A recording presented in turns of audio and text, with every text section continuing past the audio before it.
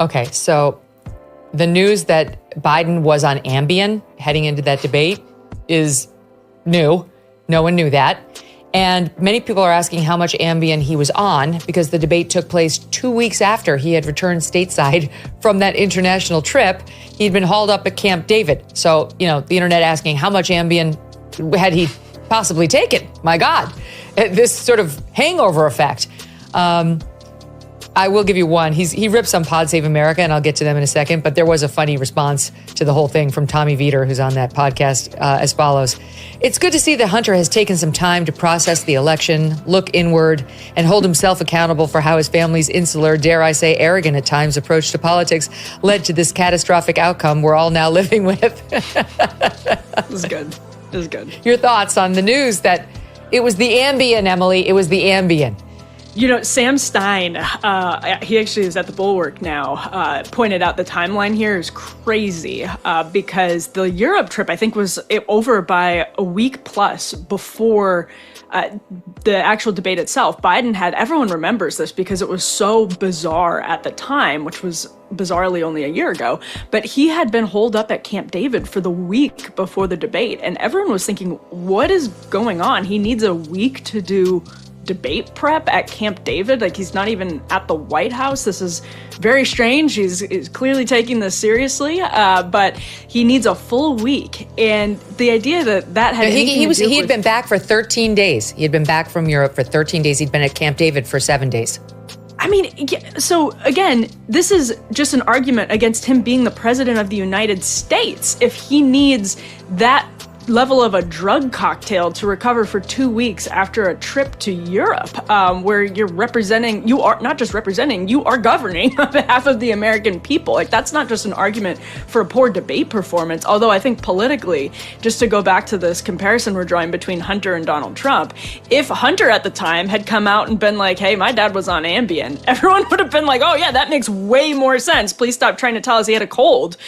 There's something to just like getting rid of this faux, it's just a scripted Democratic Party talking point bullshit that Trump kind of got rid of in the Republican Party, and now Dems have this handicap because they still nobody has forced them to get rid of it yet, and it's why they're so bad on shows like Rogan. You're so right. It's so interesting to hear a Democrat saying what he thinks is the truth, and I believe him that Biden was on Ambien, and I realize he's using it as an excuse and a crutch, but still, it is interesting to hear a Democrat just completely saying, like, all that stuff he said about Anita Dunn and the Pod Save guys and George Clooney, it's true. I mean, he had a good point. Like, who is this asshole to tell Joe Biden, who'd been in service for 52 years in the public eye, when it's time to step down? Like, that would have been a great response at the time. He should have brought that howitzer out this time last year. It was literally a year ago yesterday that Biden stepped down. And can I say that's actually also interesting because it reminds me a little bit of how Republican candidates were with Fox News back in 2015. And Trump, why would nobody else say what Hunter Biden just said about the Pod Save guys? It's because they want to, at least in the sort of Democratic Party establishment, it's because they don't want the Pod Save guys with a very popular podcast to go after them. They want to be able to go on the show. They want to not get criticized by these guys. And it does remind me, again, a little bit of what Trump just blew up on the right back in 2015. He went after Fox News right away.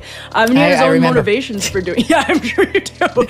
He had his own motivations for doing it, but that sort of created a permission structure where everyone just got freer and looser, and it ended up being better for the Republican Party in terms of sharpening its policy positions and leveling with voters, at least more than it had been before.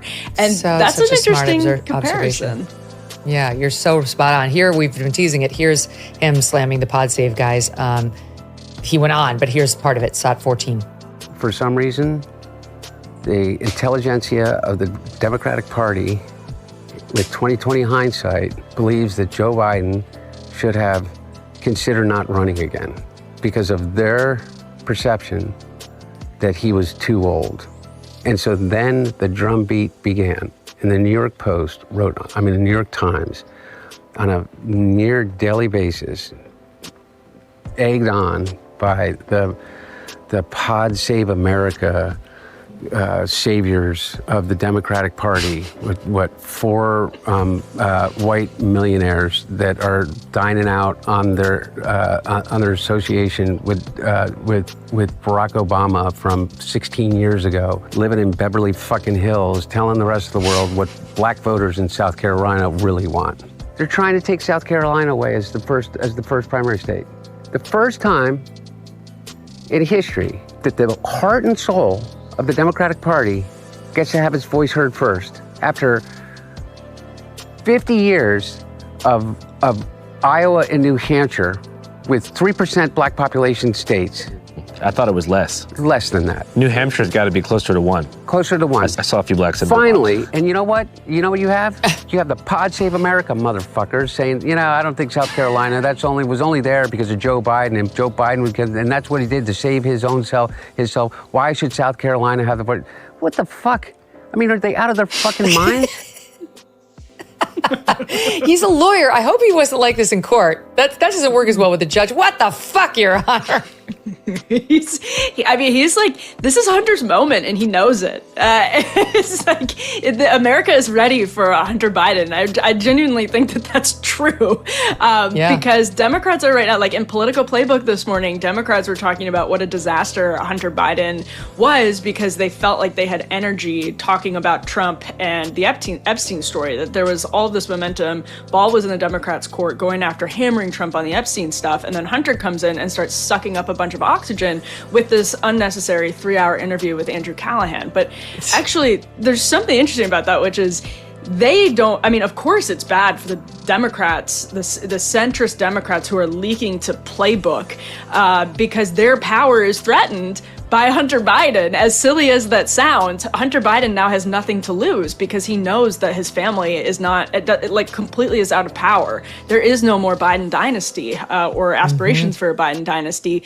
James Biden, Frank Biden, Valerie Biden, they don't have power in the lobbying world anymore because they can't trade on their name in the same way they used to be able to. So he's now sort of unfettered and free to go out there and say whatever he wants. That is actually a threat to the Dem establishment. Free things that pardon. Free and clean. Free things that pardon his dad gave him before he left office, the blanket pardon. So, Emily, what you're saying is that I should reach out to him about joining the MK Media Podcast Network. Is that what that's what I hear? That's my advice, but I have to imagine, Megan, you think that's a good idea too. Yeah, I'm sure people would watch it. I feel like it's not on brand, but I bet he would do well if he came over and probably would really stir up. Hunter Biden. Not gonna lie, I'd probably listen. I'd probably download it, at least for a time. Emily, thank you. A pleasure. See you soon. Thanks, Megan.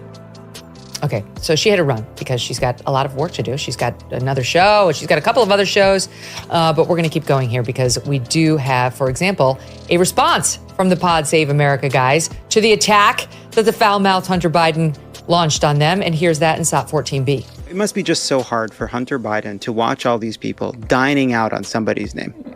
You were on the board of Burisma because of who your dad is. And that is what people hate about Washington. And it was part of the problem. One thing we know is that Hunter Biden, throughout Joe Biden's presidency, was a terrible liability for him. You should be ashamed of the ways in which you made your father's political life worse. And the idea that we're going to listen to you now, give me a fucking break. It's ridiculous. I know you're angry personally, but you're not the fucking victim here. We're all living with what happened in this election. And you got a pardon. You're fine. It's just utter lack of self-awareness. It's the shamelessness that really gets you in the end. So he won't be welcomed with open arms by the more establishment type Dems. You can see the war unfolding over there on the left, and it's interesting. It's very interesting. It doesn't seem to me like Hunter Biden's done talking. He's welcome to do some of that talking right here. I think we'd have a very interesting conversation anytime. Come on. We'll give you a fair shot. Okay, moving on, not from Hunter. I want to play you a couple more. Here he is with thoughts on why we should keep illegals in the country. SOT 15. All these Democrats say, you have to talk about and realize that people are really upset about illegal immigration. Fuck you. How do you think your hotel room gets cleaned? How do you think you got food on your fucking table? Who do you think washes your dishes? Who do you think does your fucking garden? Who do you think is here by the fucking sheer fucking just grit and will that they figured out a way to get here because they thought that they could give themselves and their family a better chance. And he's somehow convinced all of us that these people are the fucking criminals. Okay, so once again, it's a leftist. How many of them have we seen exposing his racism on camera in defending illegals? That every single time. Remember, we saw the one Dem saying, "Who's going to wipe your ass?" Actually on camera, who's going to wipe your ass? Like when you're older and you need help. This guy, who's gonna clean your hotel room? They're all illegals. I'm like, who's going to tend to your garden? I mean, I've got gardeners. They're legal. We make sure that the people who come on our property are legal, are here legally for many reasons. Morally, it's right. Legally, it's right. And I'm a public figure, and I don't need that bullshit coming into my life. Honestly, like Abby will tell you, she's our first screener for anybody who wants to work for me. And, you know, in the home context, we make sure that everybody who comes here is legal. How about you, Hunter? Who have you been having working on the Biden family estate? A bunch of illegals? Because I'm going to send Tom Homan to come visit you. This isn't going to help me in my quest to get an interview with him. But in any event, it's amazing. Yeah, this is where the Democrats always go. That every Hispanic who's here is like some absolute lowlife who's wiping ass and working in like the hotel janitorial. Not that there's anything wrong with that, but they can't envision a Hispanic person who came to the United States legally or otherwise ascending to anything higher than menial labor. That's how they view them. That's how they talk about them. And I think it's really, truly their own racism, because just because you're here illegally doesn't mean you're not capable of more than that. It's tough, but there are plenty of left-wing employers who will employ you and give you a shot. But in the minds of these Dems, they never ascend above the bottom rung of American labor. And they use this as a tool to try to stop the deportations. I'm sorry, some of these folks actually come here as doctors from their home countries. And then, yes, rightfully, we make it a little difficult for them to get jobs and ascend to that same post here. But go back home. The answer is to go back home, where your medical degree counts, not to stay here. Okay, last but not least, he's got thoughts on why the Democrats lost the election. And I'll play that. This is from a different interview. The one we were watching was from Andrew Callahan, who's got a YouTube channel called Channel 5. And I played you one from the podcast with the former head of the DNC, Jamie Harrison, who just launched his podcast. The Democrats have decided that this guy Harrison is their new Joe Rogan. He literally has 400 followers, 400 at his YouTube channel. So it's not going that well, because he's interviewed Hunter, and who else did he have? Somebody else. Tim Walz, okay? And with all that, he's gotten 400 followers. In any event, here is Hunter telling Jamie Harrison why he thinks the Dems lost the presidential election in SOT 18. And I will tell you why we lost the last election. We lost the last election because we did not remain loyal to the leader of the party. That's my position. We had the advantage of incumbency. We had the advantage of an incredibly successful administration. And the Democratic Party literally melted down. Yeah. And or portions of it. Okay. This is just revisionist history.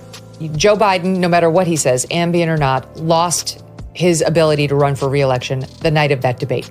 It had been building in the news for quite some time. The entire news media and Democratic establishment was running cover for Joe Biden to try to tell us not to believe our lying eyes. We had seen the whole public, nearly 80% had been polled, and they saw that he was too old, that was the nice way of putting it, to run for re-election.